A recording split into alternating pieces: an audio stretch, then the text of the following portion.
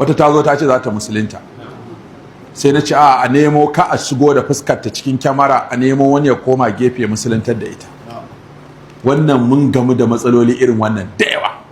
Wani ma set off ne na kiristoci suke yi domin fuskar yarinyar ta fito a tare da mu, sai kuma daga nan ta fita sai a ɗauke ta, sai a ce last scene da aka yi nata an ganta a tare a wannan masallaci, daga nan ba a ganta ba, sai su kawo mana takarda mu nemo musu yasu, kuma su suka ɗauke ta, kuma su kawo mana takarda mu nemo musu yasu. Sannan ba mu san daga ina take ba mu san gaskiyar labarin ta ba mu san wace kabila ba ce, mu san waye turo ta ba. Me yasa kuma sai ana sallar juma'a? Me yasa bata zo kafin juma'a ko bayan juma'a? Sai ana tsakar sallar juma'a dan a ja hankalin jama'a. Duk wannan set up din mun gano shi da yawa. To shi yasa na ce zan mu magana Malam Aisar, sakataren masallacin mu, yayi design din form. Kana ji? Design din form ake yi.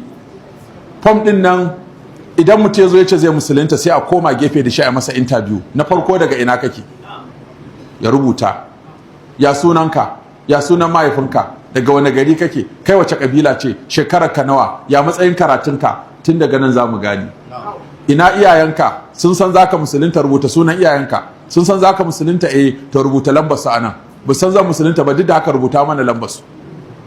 Garinku. Sannan sa mana hannu a nan cewa kai ka zo ka musulunta da kanka, ba kawo ka aka yi da ƙarfi ba. Wannan takarda ita za mu affidavit da ita mu kai kotu, alƙali ya buga mana sitamfi cewa ya san da musulunta mutumin nan, to ko yarinyar nan, to ko an ganta a hannunmu ba zai zama matsala ba.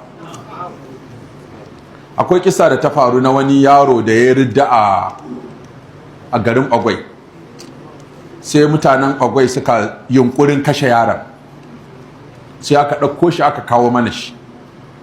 Da aka kawo shi, babarsa tana ta kuka saboda ɗanta ya yi ridda.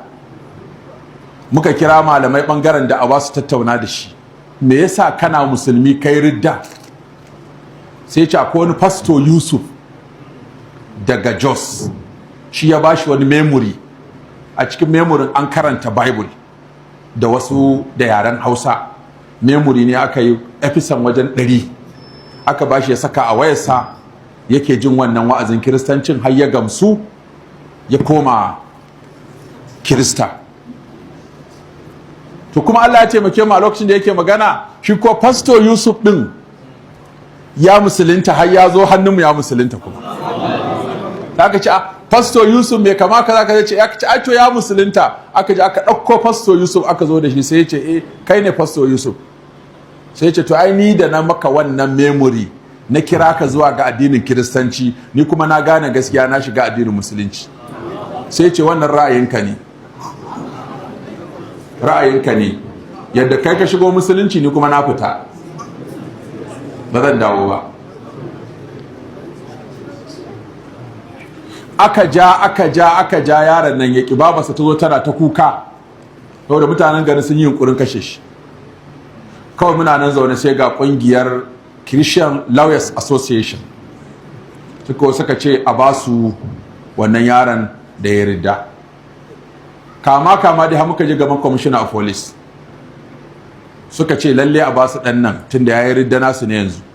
Muka ce mun yadda naku ne, amma ku ba mu dama mu lallashe shi, in bai dawo ba sai mu ba ku, mima me za mu da shi. Yanzu lallashinsa muke mu dawo, kuma in an samu wani ya shiga musulunci ai ba saki kuke ba, sai kun yi iyayenku abin ya fi ƙarfinku sannan kuke saki. a lokacin aka yi ta ƙoƙarin ya za a ja hankalin yaron nan, har wani cikin masu arzikin Kano ya ce in ya yadda zai dawo musulunci zai bashi miliyan 5. Yaron ya ce baya so. Muka ce to shikenan, yanzu abin da za a yi, muka ce a ba mu lokaci, da zafi ka haifi ɗa, lokaci guda ya zo ce maka ya koma Kirista. Muka ce ku duba tausayin uwarsa, a ba mu sati guda, idan sati guda ya yi bai dawo musulunci ba sai ku zo ku karɓa ku tafi da shi, ruwa ba masu. A sati gudan nan muke tura masu wa'azi da safe da rana, da safe da rana, da daddare, da safe rana da daddare. Rana an yi sallar magariba sai ya ce ya dawo musulunci, ashe yaudaran mu yayi. Aka kawo shi guri na, har aka yi sallar magariba da shi, aka ashe su suka zo suka shirya masa plan, suka ce ya musulunta za mu sassauta masa masu kula da shi, daga nan sai ya gudu. to da aka zo aka sallama garba da shi, aka yi ta congratulation, aka yi ta ɗaukan hoto da shi ana murna ya dawo. Bayan isha sai ya gudu. Su suka shirya ya gudu, sai suka ɗauke suka kai wani guri suka ɓoye. Da suka ɓoye shi sai kuma suka rubuto takarda bayan satin ya cika, mu dawo da yaron nan da aka bamu mu je mu masa wa'azi sati guda, to a dawo sati guda. Mu kuma kafin sati gudan ya ce mana ya musulunta, mun yi sarerore da shi ya gudu. Sai suka shigar da ƙara, suka shigar da ƙara ta a kotu. Kotu ta aiko takarda, wanda aka ba takarda sai ki kawo mu. Aka zo aka yi zaman kotu ba a ganni ba. Aka sake ba da takarda, kotu alƙali ya sake ba da takarda, aka ce a kawo mun, suka ki kawo mun. Sai kuma suka ce ai wannan malamin ya rena kotu ba zai zo ba. Aka yi so biyu, aka yi so uku. A na hudu wani lauya ya je wata shari'a, sai ya ji ana maganar malam daurawa, an kawo shi ƙara wannan kotun akan yaro ya musulunta ya ɓata kuma ya ƙi dawo da shi. Saboda haka alƙali, su lauyoyin suka ce suna son alƙali ya ba da izini a je a kamo ni, saboda na ƙi wa kotu biyayya, ko a je a liƙa sammaci a jikin gidana. Sai wannan lauyan ya ce ranka ya daɗe, duk da ba shari'a ta bace, na san malam ba zai ƙi zuwa ba don an gayyace shi akan wannan kes. So da haka a bada dama a sake aikata takardar nan, amma wanda aka aika ya tabbatar sai sun yi magana da shi, ya karɓa hannu da hannu, ya yi sayin a kai.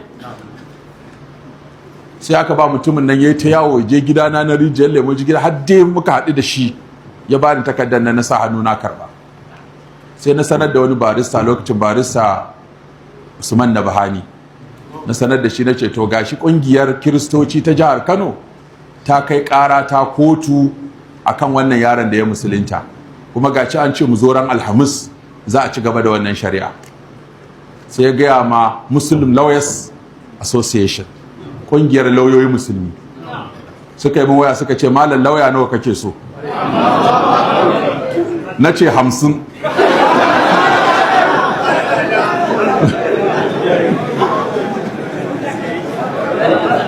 Saboda haka sai da aka cika kotun nan tab a ƙara na Umar, sun fi 50 ɗin ma, wani ma rigar bai goge ta ba.